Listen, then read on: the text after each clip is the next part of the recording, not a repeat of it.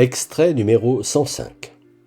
Les adultères, ou les associateurs, pour employer l'expression qu'utilisent les musulmans. Ma façon de lire chaque matin les évangiles, à la manière de saint François d'Assise, pour connaître ce que Dieu attend de moi aujourd'hui, me fait généralement découvrir un texte nouveau, en ce sens que je le connais bien, mais que le verset sur lequel je tombe ne m'a jamais particulièrement arrêté. Ce matin, c'est le verset « Quiconque répudie sa femme et en épouse une autre commet un adultère » qui me saute aux yeux. J'applique donc la règle.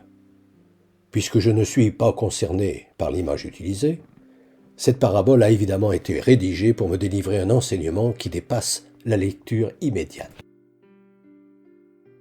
Tandis que je la mange, la mastique, pour essayer de comprendre en quoi elle me concerne, me revient qu'une fois, Jésus rétorqua à ceux qui lui reprochaient de laisser ses disciples ne pas jeûner, alors que les disciples de Jean-Baptiste, eux, jeûnaient. Il leur sera bien temps de jeûner, quand l'époux ne sera plus avec eux. Et de même que les religieuses parlent de Jésus comme de leur époux. Et si le sens véritable de « quiconque répudie sa femme et en épouse une autre » commet un adultère, était que, par notre âme, ce souffle par lequel Dieu nous donne la vie, la vraie vie avec un grand V, nous sommes mariés à Dieu. Et donc que, si aujourd'hui je l'oublie, si je le répudie, je suis un adultère.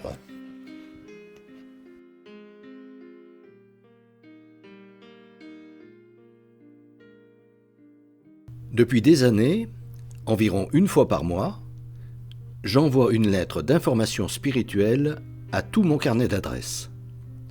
Le thème du moment est, depuis janvier 2019, « Être chrétien, ça veut dire quoi ?»